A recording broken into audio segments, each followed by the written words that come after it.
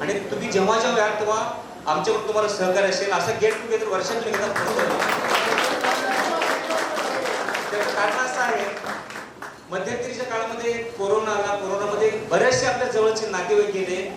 उद्याला काय होतं आपण सांगता येत नाही. जोपर्यंत आपण आहोत तोपर्यंत लोकमान्य शिक्षण संस्थेच्या शाळेने तुम्हाला सातत्यानं सहकार्य करेल. आणि दुसरी गोष्ट गेल्यानंतर जो रिझल्ट आहे कधी खाली वर होतो. गेल्या यंदाचा निकाल जो आहे जवळजवळ 95% पुढे गेलेला आहे.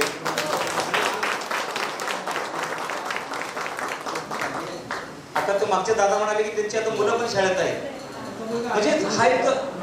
अच्छा आहेत. तर मुख्याध्यापक म्हणून तुम्हाला जे जे सहकार्य आहे संस्थेकडून आणि मी शब्द देतो तुम्हाला, तुम्ही कधी या. ही शाळा तुमचीच आहे आणि तुमचीच राहील. याच्यामध्ये दुराव येणार नाहीये. फक्त जाता काही घडलेल्या गोष्टी सांगतो. तुम्ही गेल्यानंतर आपल्या शाळेला म्हणजे लोकमान्य शिक्षण संस्थेला जवळजवळ 17 शिवछत्रपती पुरस्कार मिळाले. त्यानंतर जवाहर विद्याभूममधून आपला एक विद्यार्थी अर्जुन अवॉर्ड झाला. आणि पूर्वीच्या काळी अॅक्रोबॅटिक जिम्नॅस्टिकला शासनाकडे एवढे विशेष म्हणावं तशी स्थान नव्हतं. पण आता अलीकडच्या काळामध्ये जे जे विद्यार्थी शिवछत्रपती पुरस्कार प्राप्त झाले त्यांना डायरेक्ट क्लास 1 ऑफिसर म्हणून आपल्या शाळेचे जवळजवळ आतापर्यंत 5 ते 6 विद्यार्थी पुढे गेलेले आहेत. हे तुम्हाला मुद्दामून मी काय सांगतो की तुमच्यानंतर तुमची शाळा तुमच्यासोबत प्रगतीकडे चाललेली आहे आणि तुमचं असं शाळेवरती प्रेम राहू दे. आणि अजून एक आनंदाची गोष्ट, तुमच्या आवडत्या मोराळे मॅडम आणि या ठिकाणी गवस सर, तुम्ही अगोदर गवस सर पाहिला असता, त्यांचे चिरंजीव आहेत. लोकमान्य शिक्षण संस्थेने गवस सरांचे चिरंजीव आहेत, त्यांना संस्थेवर घेतलेले आहे मंत्री ट्रस्टी म्हणून. आणि मोराळे मॅडमना देखील लोकमान्य शिक्षण संस्थेचा कारभार पाहण्यासाठी मॅडमना ॲज अ विश्वस्त म्हणून ट्रस्टी म्हणून घेतलेलं आहे. आणि आज देखील आम्ही एकमेकांच्या सहकार्याने काम करतो. आणि समोर गोष्ट सर गुरुवर्यांना माझ्याकडून नमस्कार. मला थोडंसं फॅमिली प्रॉब्लेममुळे मला बाहेर जायचं आहे. मी सॉरी म्हणतो आणि मला परवानगी द्यावी अशी तुमच्याकडे अपेक्षा. धन्यवाद. पुढचं ओळखून जा. या वयात तुम्हाला काही जास्त बोलता येत नाही. मगापासून बरचसं सहन केलंय. आता तुम्ही मला सहन करायचं. आजच्या या कार्यक्रमासाठी लोकमान्य शिक्षण संस्थेचे सचिव सन्माननीय माणिक पाटील सर, नव्याने विश्वस्त झालेले गवस सरांचे चिरंजीव तांदळे मॅडम विश्वस्त झाल्या हे आत्ता आम्हाला कळलं, म्हणून खूप आनंद झाला. माझे सगळे सहकारी अभ्यंकरबाई बऱ्याच दिवसांनी भेटल्यात. त्यांच्या तब्येतीबद्दल अधूनमधून कळायचं, पण आज भेटण्याचा योग आला आणि समाधान वाटलं. तुम्ही सगळे 10वीत गेल्यापासून, 10वीतून इथून निरोप समारंभ घेऊन गेल्यापासून 25 वर्षांनी परत येत आहे आणि शाळेची तुम्हाला असलेली ओढ इकडे खेचून आणते. आम्हाला वाटतं आम्ही कुठंतरी पेरलंय आणि ते बऱ्यापैकी उगवलंय. तुमचे हसरे चेहरे बघून समाधान वाटतंय. आज 40ची पोरं पण 15 वर्षाच्या 14 वर्षाच्या मुलांसाठी हसताय, खेळताय, मजा करताय. समाधान वाटतं.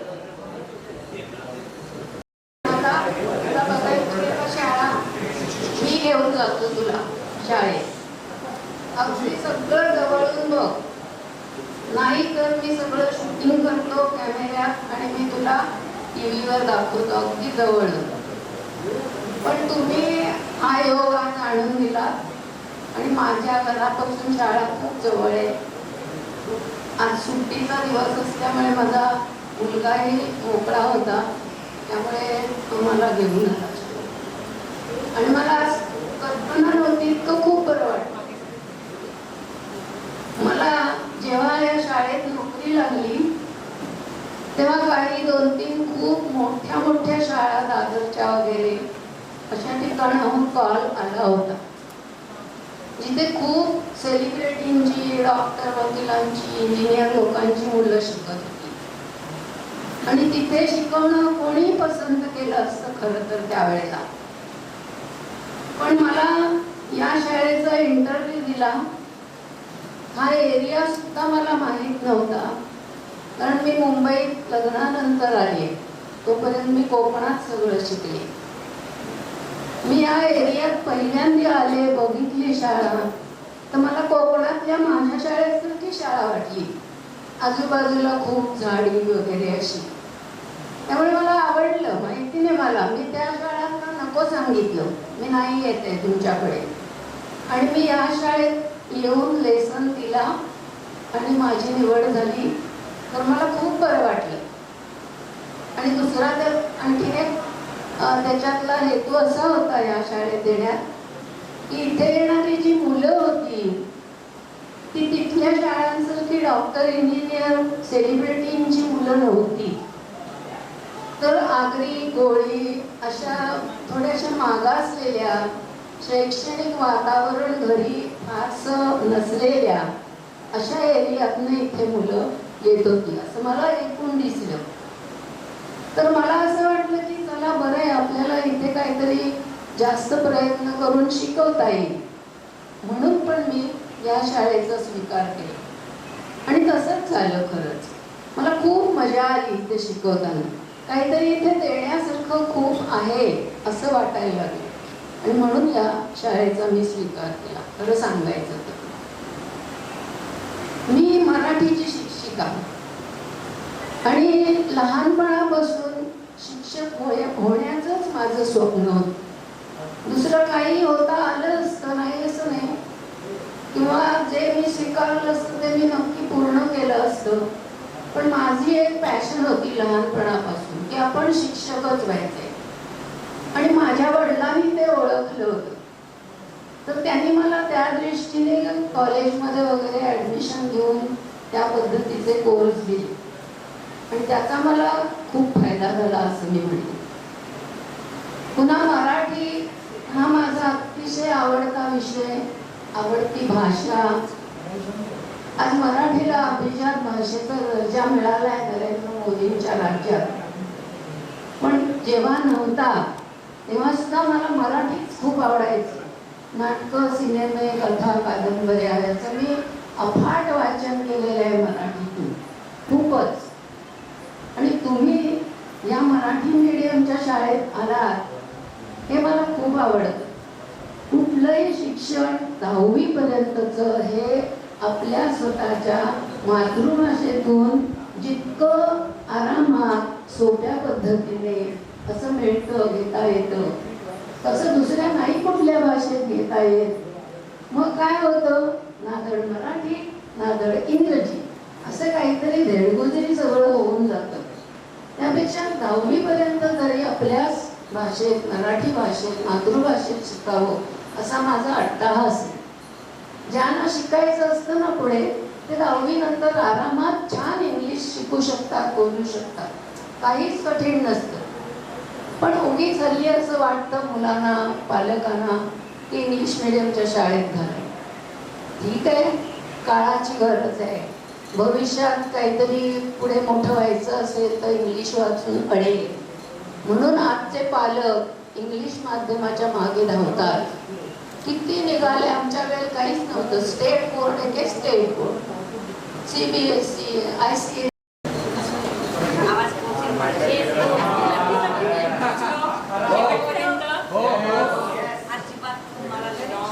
देणार नाही किंवा काही नाही, फक्त मार्गदर्शन तिने सांगितले. तुम्हाला 24 वर्षापूर्वी म्हणजे 25 वर्षापूर्वी सन्मार्ग दाखवला, त्या मार्गाने तुम्ही गेला.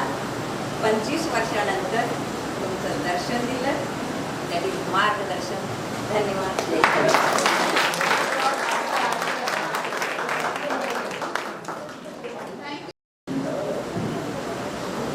उपस्थित सर्वांना माझा नमस्कार.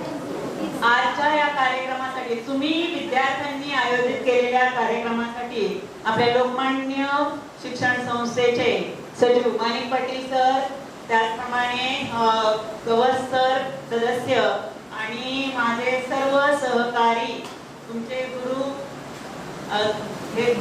गुरुवृंद इथं हजर आहे. वेळात वेळ काढून सर्वजण तुमचं कौतुक, तुमचं समाधान आणि तुमच्या आनंदामध्ये सहभागी होण्यासाठी सगळेजण आलेले आहेत. आणि तुम्ही सुद्धा मोठ्या संख्येने इथं तुम्ही उपस्थित राहिलेले आहात.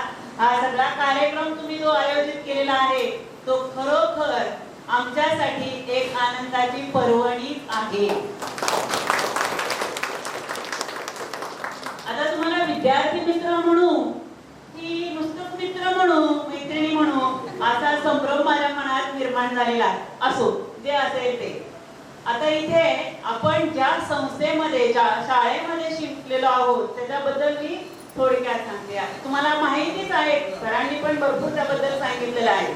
लोकमान्य शिक्षण संस्थेला जो इतिहास लाभलेला आहे, जी शाळा स्थापन केलेली आहे, आपले स्वातंत्र्य सेनानी पंत सर आणि भाऊ समाजसेवक भाऊ यांचे आशीर्वाद, यांचे जे काही गुणधर्म आहे ते आपल्यामध्ये रुजलेले आहे, याची दाद म्हणून तुम्ही इथं आज उपस्थित आहात.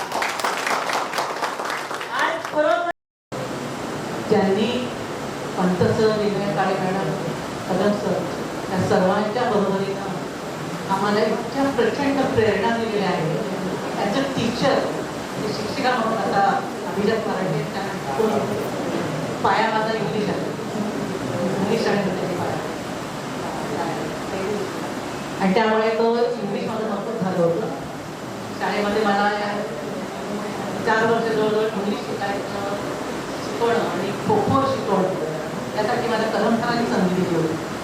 त्याचा मला खूप अभिमान वाटतो, कारण माझं प्राथमिक शिक्षण इंग्लिश शाळेत होतं. आणि मान्यवर उपस्थित शिक्षक बंधू भगिनी आणि माझ्या लाडक्या मित्रांनो, मी बाळाला नाही म्हणत, बरं बाळानं येणारच आहे अगोदर, कारण ती सवय झालेली. बरं बाळानो, मी काय म्हणते, तर आजचा जो कार्यक्रम तुम्ही अरेंज केला तो अतिशय चांगला आहे आणि त्याचं खरंच मला कौतुक वाटतं. काल मी खरं म्हणजे पूर्णपणे आयकॉन हॉस्पिटलमध्ये होती, माझ्या नंदेला अटॅक आला म्हणून.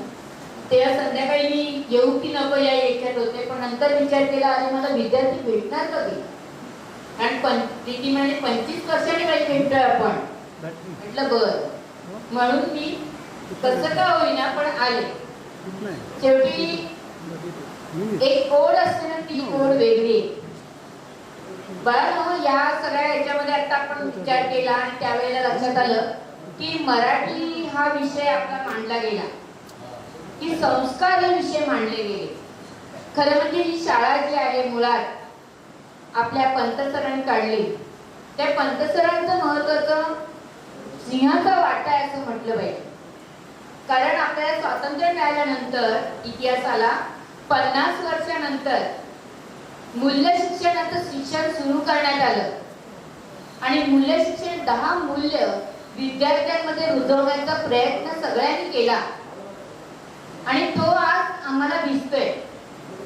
पण तुमच्या मुलांचं काय, ती मूल्य तेवढी जपली जातात का, तेवढे संस्कार होतात का, संवेदनशील आहात का? महत्वाचं म्हणजे भावनेशी न जाता, भावनेच्या आधी न जाता कर्तव्य श्रेष्ठ आहे याचा विचार आपण करतो का? महत्वाची एक छोटीशी गोष्ट सांगते. तुम्हाला माहिती आहे मला गोष्ट सांगायला फार आवडतं. आणि एका कोर्टामध्ये केस चालू होती. त्या केसकडे सगळेजण लक्ष देऊन होते. काय निर्णय लागेल, काय नाही निर्णय लागेल. वकील संपूर्णपणे पडताळणी करतायत आणि विचार विनिमय करतायत. तेव्हा न्यायाधीशाला एक चिठ्ठी घेऊन येतो सहकारी आणि त्यांना देतो. ती चिठ्ठी पाहिल्यावर गंभीरपणे जे न्यायालयामध्ये बोलणारे न्यायाधीश होते ते एकदम गंभीर होतात आणि शांत होतात. ती चिठ्ठी वाचतात आणि पुन्हा ते आपल्या खिशात ठेवतात आणि पुन्हा जैसे ते न्याय द्यायला सुरुवात करतात. न्याय देऊन संपल्यानंतर कोर्टातनं बाहेर तेव्हा न्यायाधीश येतात आणि ती चिठ्ठी काढून पुन्हा ढसाढसा रडतात. ते कोण होते? वल्लभभाई पटेल, कोलारी माणूस. त्यांची पत्नी त्यावेळेला पत्नीचं निधन झालं होतं आणि ते त्यांनी त्यावेळेला भावना बाजूला ठेवली, कर्तव्याला श्रेष्ठ मानलं. मग अशी बाई बोलता बोलल्या की कर्तव्य महत्वाचं आहे. मग हे कर्तव्य आपण त्यावेळेला मूल्य शिक्षणामध्ये गोष्टी रूपांमध्ये तुम्हाला सांगण्यात आलं होतं. अशा गोष्टी आमच्या मुलांना मिळतात का? अशा गोष्टी सांगितल्या जातात का? कारण तुम्ही आता थकून भागून घरी आल्यानंतर मुलांचा होमवर्क, मुलांना शाळेत काय घडलं याची विचारपूस करण्याची सवय लावून घ्या आणि लागलीच असेल. पण महत्वाचं म्हणजे मध्ये मध्ये अशा गोष्टी सांगा की नाही हे असं होतं, मग त्यातूनच आपल्याला मार्ग मोकळा मिळतो. आज मराठीचा प्रश्न आहे, जरी कुठल्याही मीडियम मध्ये तुम्ही शिकत असला तरी देखील मुलांनो आपली मातृभाषा निवडायला शिका. आपण काय करतो, इंग्लिश मीडियम मध्ये घालतो, पण आपल्या मुलांना, आपल्या मुलीला आपण काय करतो,